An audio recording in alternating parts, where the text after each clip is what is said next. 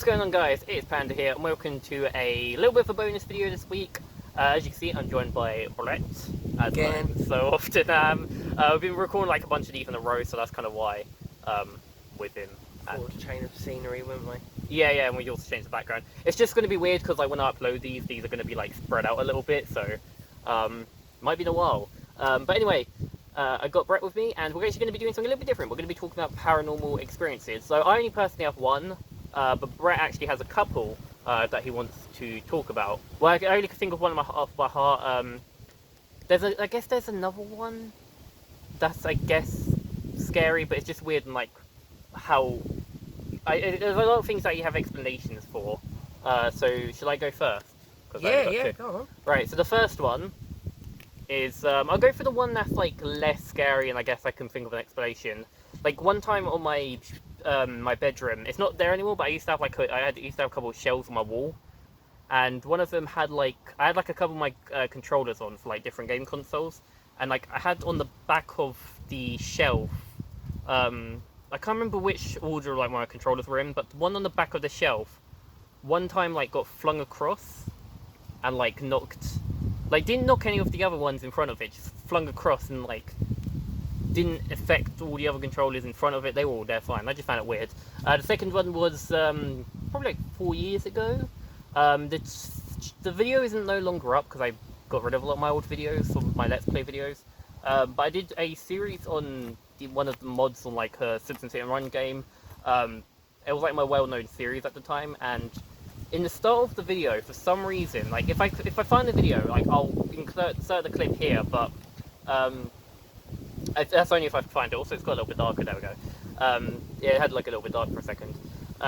There was like what sounded like a little girl saying "please," and that's like one of my favorite stories to tell. Yeah, I showed you. That's like one of my favorite stories to say. I thought like there was a bug on me. Oh god, I think that's just a leaf. Oh, Jesus Christ, that's a proper thing. That's a grasshopper.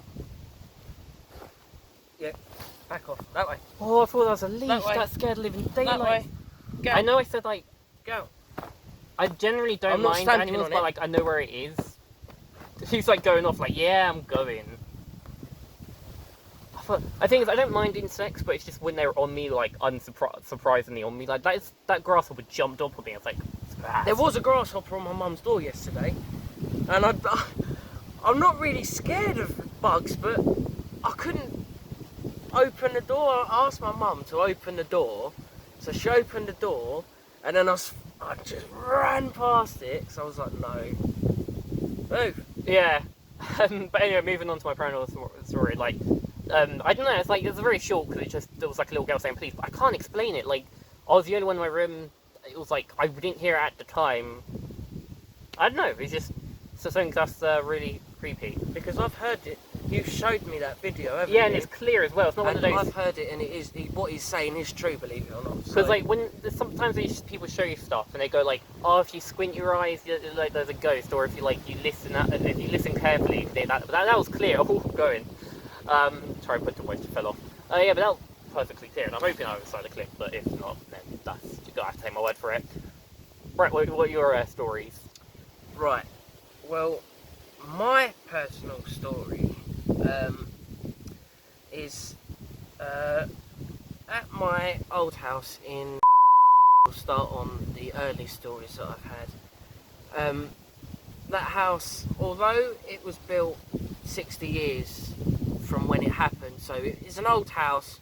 Old houses, you know, they have creaks and that all the time, don't they? Because all the pipes are expanding and de-expanding, if you know what I mean. I don't know the correct term for that, so don't judge. But the first ever was, it wasn't actually in Walthamstow. It was when I was about 5, 6. I used to have dreams in the flat that I lived in with my mum, which I remember in detail is. I used to have this dream where I looked round and the letterbox knocked. Yeah? So when I looked, there was a duck and it's 3 little ducklings walking around this black bag, and then I would look away and I'd look back and it would just be the black bag, and then in a dream. In a dream, yeah. Yeah. But this is where the thing happens. It's interesting. I wake up, Mum's asleep, and I just sit there, and I go to the front door, and there's a bang, and when I open it, there's no one there. So I go back to sleep, and I have the dream again. I wake up, look at the door, bang. And all that time, my mum never opened her eyes, and she is a light sleeper, believe me. You can just, I don't know, get out of your room to go to the toilet and she'd wake up, she'd hear it. So she would have heard that, and she didn't.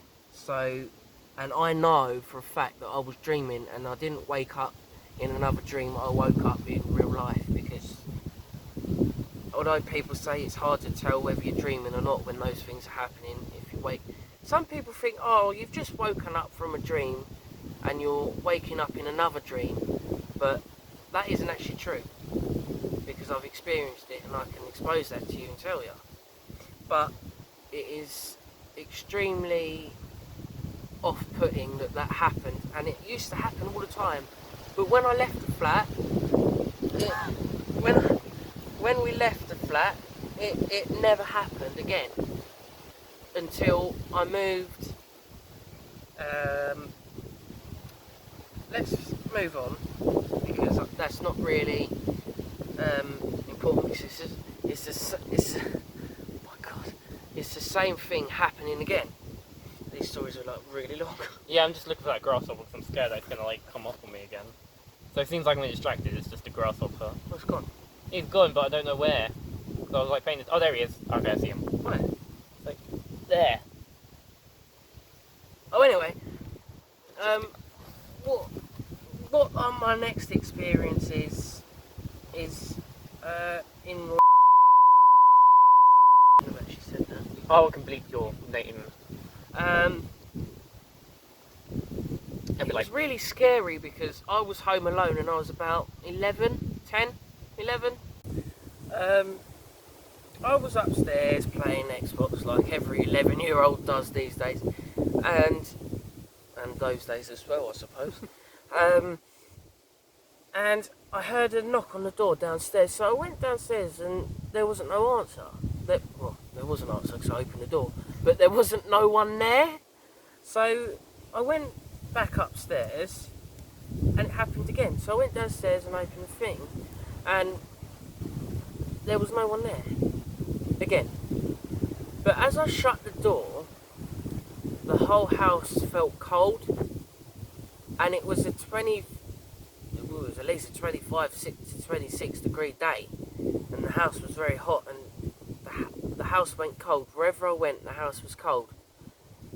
And the dog we had at that time run into the front where I was when I shut the door, and they were looking at she was looking at the top of the stairs, just barking at the top of the stairs, and it was just me there. And I went upstairs and checked, there was no one there, but when I went upstairs, it got colder.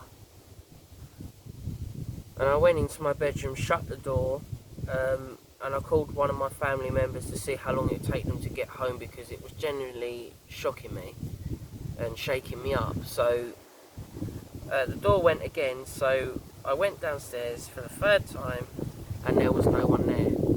But as I was walking back upstairs, my bedroom door slammed shut as soon as I went to go in there. And when I opened the door, there was no one in there. And it wasn't because of the wind draft, because I didn't have windows open when it was just me in the house, because of every 11-year-old's fear of it being in the house on their own. They're going to be worried about someone getting in, and they haven't got no family inside to protect them. So that is getting rather annoying. And I got my keys and I left, and it never happened again there. I forgot to tell you about the one in the bungalow that I had. I think you told me this one. Yeah. Yeah. Who are you? Huh? Who are you? Yeah, remember? Yeah. Well, I remember roughly. This is the one that you told one of our English teachers. Is that better? Yeah. Close up. Also, if it looks like I'm not interested, I am listening. It's just I'm getting. It's just that there's like I'm looking at the grasshopper and I always feel like someone's coming, so I am listening. Right. Anyway. So, when we first moved in, I was about 8. And no, it wasn't 8, was it? It's about 7, I would say. And this, when we first went in the house, even though I was a kid, I felt something, like something was watching me all the time. Wherever I went, it was watching me, whether I was in the bathroom, whether I was in my bedroom, the living room, kitchen, wherever I was. And one of these experiences, I was starting to make a tea, like all your parents do. They start you young, making them teas and coffees, so they get you well trained for when you're older, which is what all parents do, really, don't British parents. Well, with tea making. can't say that. So, Did you hear that? It sounded like someone said "ow." I really feel like saying stop fucking behind there. Right, anyway, getting distracted again because of my mind. It was very weird because I was pouring the hot water into the jug, the cup, and something forced my hand and I actually burnt myself. I burnt myself here all the way down and I had to go to hospital. That's what started me thinking ghosts are real. That's why, because of seeing something in a mirror before behind me, I don't like mirrors. Well, I don't mind them now because I'm big enough and old enough to, sort all that stuff out, but there was something standing behind me in a mirror. So, and when I looked, as you do, there's no one there. So, it could have been my mind, but you never know, do you? Yeah. Yeah, so that's what scarred me for life, because when I went to my nan and granddad's, they have big wardrobes with glass mirrors on them, and I always had to make them cover them up with towels because I was so scared. But now that's stopped. I'm not a baby anymore. Believe it or not, I must say. But that was one of them experiences. And then I was sleeping one night in the bungalow, and this lady's voice gone. So they went, who are you? Why are you here? And it was a lady's voice, and it was very, very weird. So I sort of pulled the covers over my head, but I was really scared, Well, you would be, wouldn't you? You hear someone whispering in your ear, who are you? It's quite scary, actually, when your mum's asleep and there's no one else in the house except for you and mum, and she's sleeping and someone whispers in my ear, who are you? I only know that because she was snoring, and you can hear it. You can hear people snoring in a bungalow because it's, next door. So that was the scariest thing. And then she said, get out of my house. That's what you get for coming into my house when I had the burn. And then I told my mum about it because she was talking to mum, and she'd also scared one of my mum's friends who'd come to stay on the sofa, and she actually said to my mum, she'd said, "Why are all the doors shut? You're not allowed to have them shut. This is my house." And she also said the same thing to my mum's friend. "Who are you? Get out of my house," as well. So after my mum said, "You can do it to me, you can talk to me, but don't scare my child," and I never ever had that, have her talk to me again, or burn me for that matter as well. I did actually go to hospital for a burn that did happen, so it's the police. So There's a car that pulled up. Well, not pulled up, but stopping. So it was a scary experience, and just recently in my mum's house, because I don't live with my mum now, I live with my nan and granddad, but I walked in and the house was cold and it's hot, you know, and that's another thing that happened. It is absolutely boiling and the house went cold. And even when we was doing videos with my sisters saying, because of the lockdown, my sisters, obviously no one was allowed at school at that time, so I said to, because they had, what's it called, a teacher and student page thing, I think where yeah. they all speak to, where they all Oh, post yeah. stuff saying, "Hello, yep, I'm still okay," you know, just for the children's minds, because my sister, my youngest sister, she was very upset about not being at school, and you know, it is hard to see her get angry and frustrated, even though I get angry and frustrated at her when she takes it out on me, but you know, we're always friends at the end of the night, so it's fine. But when we get on to the point, when I was filming her saying to her friends, "Hello, yes, I'm alright, how's everyone?" You should have experience from this. What? From when you help me, when you record things for me. Yeah. And she had this light all flying around her, 2 little lights flying around, and my mum's dad and my stepdad's dad both have their presence in that house, because both of their ashes are in that house.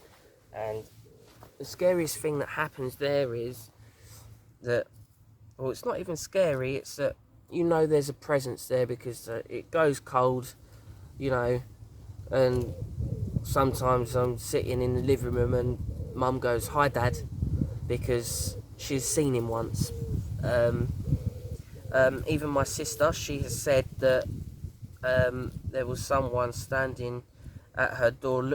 There was someone standing at her door looking at her, smiling. So that was probably my stepdad's dad or my mum's dad. But it's good to know that that house is protected by nice people. So that is all my experiences. I've just talked to Ben before we started. They don't know your name, do they? Oh yeah. Well, I always say about Panda, but Ben, yeah, isn't a secret. Big Ben. We won't get off task again, shall we? Big boy Slim Ben.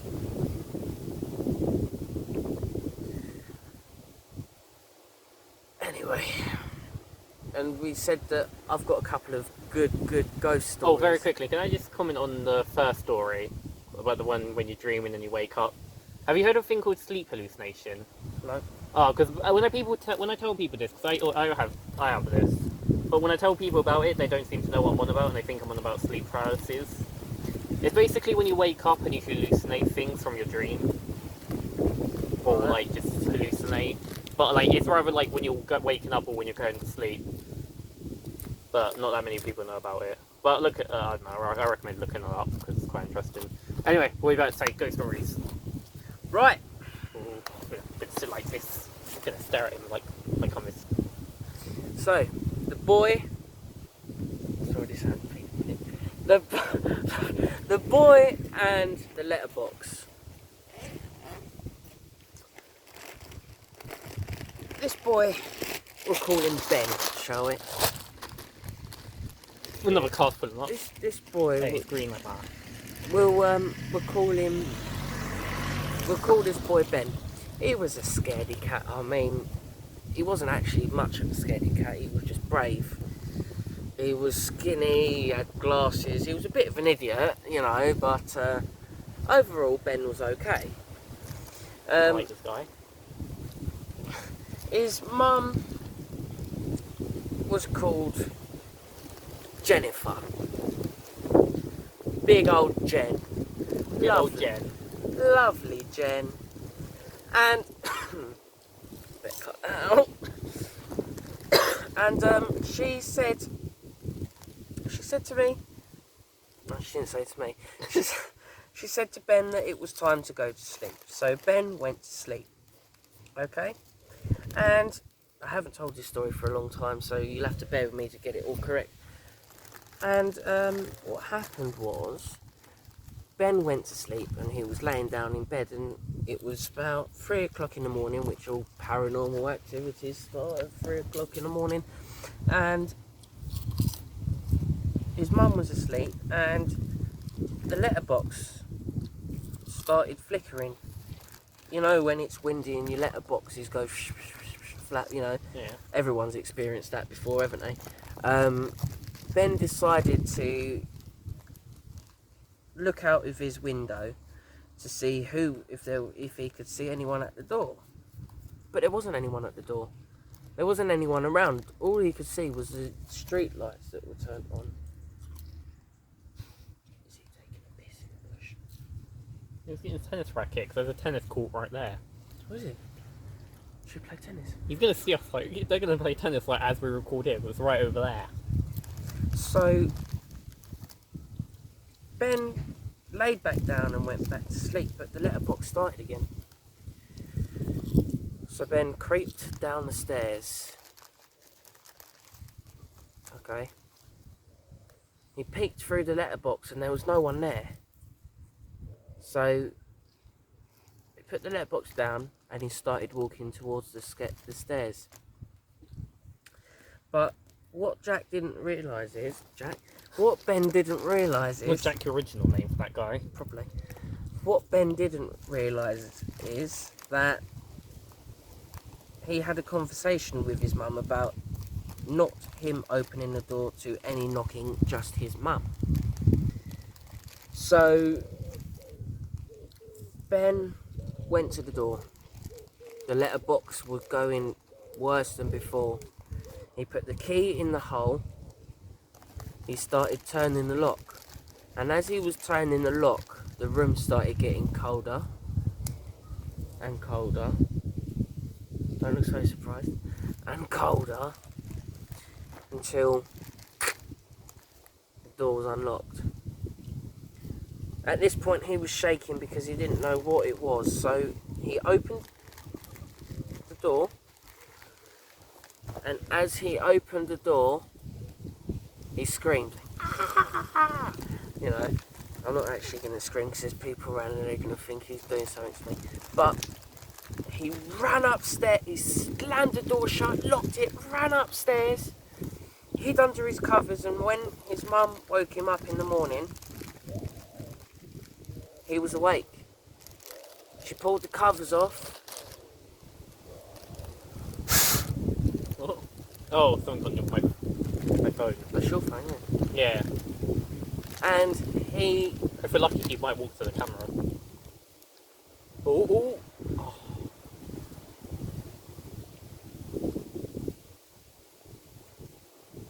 Oh. Keep going. Anyway, and he had red eyes and his hair was white. And the weird thing was that his mum didn't hear him screaming when he was slamming the door shut. The end. Yeah, don't litter. So, what do you think about that story? Well, they can't really say, so I'll fool them. It was good. It's reminded me of the type of things I would say, read on like my narrations, my creepypasta narrations. Maybe you can take my place and do narrations. Sorry, I'm really thirsty. Thank you very much for watching. Bit of a long one. Oh, Jesus. Yeah, I hope you enjoyed those little paranormal horror stories-ish. I'll come up with some more. Yeah, and I hope to see you all in the next one. Bye.